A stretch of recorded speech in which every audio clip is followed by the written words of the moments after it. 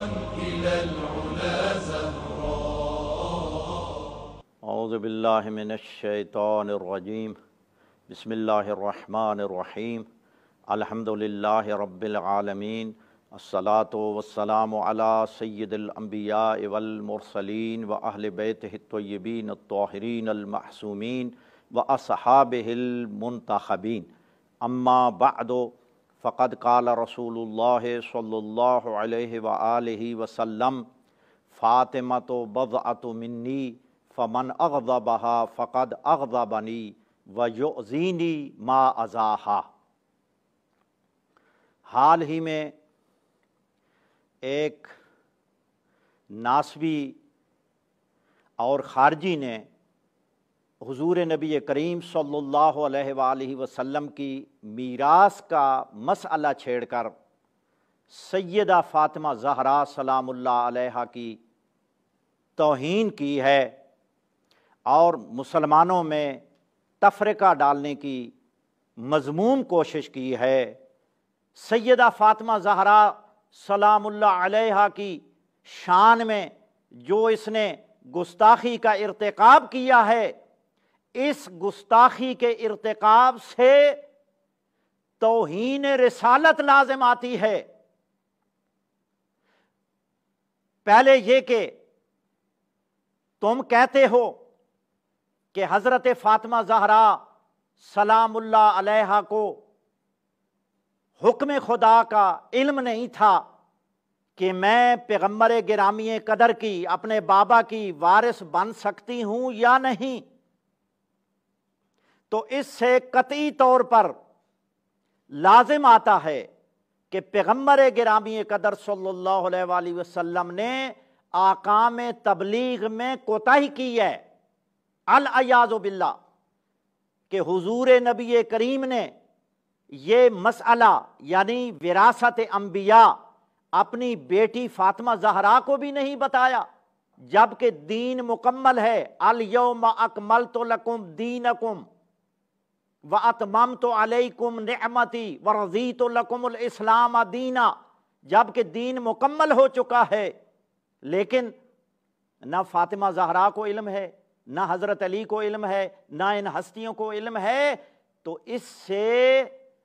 پیغمبر گرامی قدر کی العیاذ باللہ ثم العیاذ باللہ حضور کی یعنی یہ توہین رسالت ہے، اس میں یعنی توہین پیغمبر لازم آتی ہے کہ آپ نے مسائل میں کوتاہی کی ہے۔ دوسری صورت یہ ہے کہ سیدہ فاطمہ زہرا سلام اللہ علیہا کے بارے میں میں قرآنی آیات پیش کروں، میں نصوص سریہ پیش کروں، میں احادیث صحیحہ پیش کروں، یہ تحصیل حاصل ہے، جبکہ تمام امت اسلامیہ کو سیدہ فاطمہ زہرا کی عظمت، رفعت، جلالت معلوم ہے۔ تو اس حوالے سے پیغمبر گرامی قدر نے اپنی لخت جگر کے بارے میں ارشاد فرمایا کہ فاطمہ تو بضعۃ منی، فاطمہ میرا ٹکڑا ہے، فمن اغضبها فقد اغضبنی، جس نے فاطمہ کو غضبناک کیا اس نے مجھے غضبناک کیا، یؤذینی ما اذاہا، جس نے فاطمہ کو اذیت پہنچائی اس نے مجھے اذیت پہنچائی۔ اور یہ حدیث بخاری اور مسلم دونوں کتابوں میں موجود ہے۔ تو یہ حدیث صحیح متفق علیہ ہے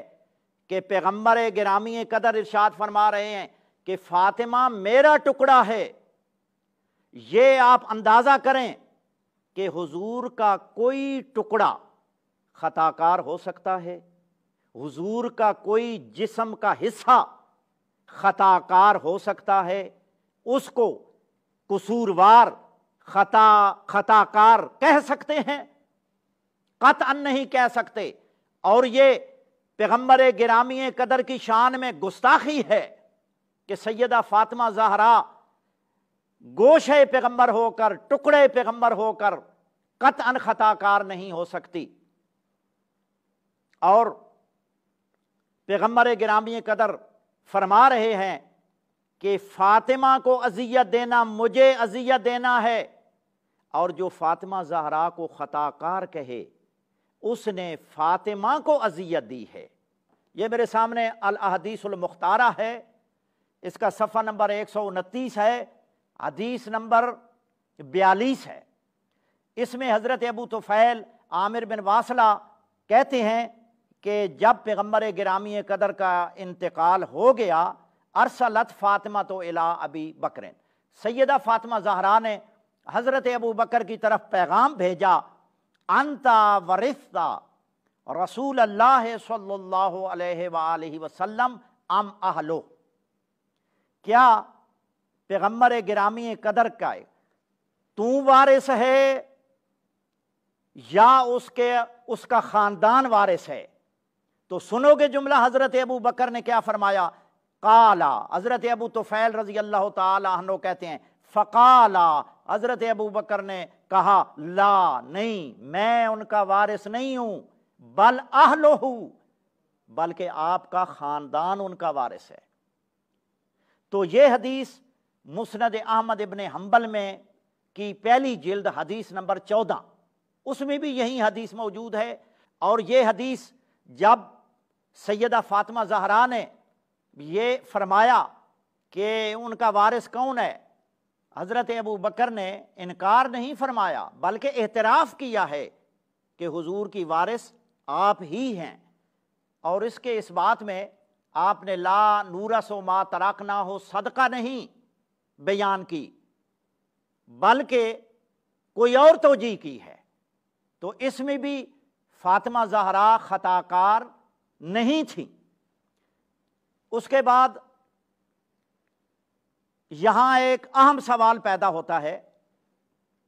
کہ یہ جس کا مطالبہ سیدہ فاطمہ زہرا کر رہی تھیں کہ میں پیغمبر گرامی قدر کی وارث ہوں، تو جب تیسری خلافت کا دور آیا تو انما اقطع عثمان و فدک مروان، تو حضرت عثمان نے فدک مروان بن حکم کو بطور جاگیر دے دیا۔ اب مروان ترید رسول ہے، فاطمہ زہرا کو فدک نہیں دیا گیا، ان کو میراث یعنی میراث پیغمبر نہیں دی گئی، لیکن مروان بن حکم ترید پیغمبر صلی اللہ علیہ وآلہ وسلم کو فدک دے دیا گیا۔ اس کے بعد عمر ابن عبدالعزیز کا دور آتا ہے، تو عمر ابن عبدالعزیز کے عمل سے ثابت ہوتا ہے کہ فاطمہ زہرا مطالبہ میں خطا کار نہیں تھیں بلکہ اپنے مطالبہ میں سچی تھیں۔ حضرت عمر ابن عبدالعزیز نے اپنے دور خلافت میں فدک اولاد فاطمہ کو واپس لوٹایا، اور اس کے بعد یہ حدیث جو پیش کی جاتی ہے لا نورث ما ترکنا ہو صدقہ، یہ مد مقابل میں پیش کی گئی، جناب فاطمہ زہرا سلام اللہ علیہا کے مقابلے میں پیش کی گئی، لیکن سیدہ نے مقابلے میں قرآنی آیات کو پیش کیا اور اپنے موقف کو قرآنی آیات سے پیش کیا۔ تو لہٰذا جو موقف، جو مطالبہ قرآنی آیات کے ساتھ پیش کیا جائے اور اپنے موقف کو قرآنی آیات سے مضبوط کیا جائے، وہ بی بی اپنے مطالبے میں خطا کار نہیں تھی بلکہ حق پر تھی۔ جیسا کہ شمس الائمہ، ان کی کتاب 15 جلدوں میں المبسوط چھپ چکی ہے، جلد نمبر 12 صفحہ نمبر 36 باب الوقف میں اسی یعنی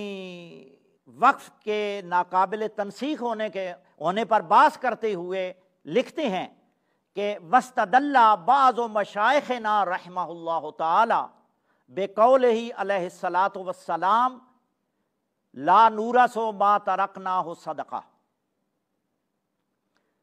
شمس الائمہ فرماتے ہیں کہ ہمارے بعض مشائخ نے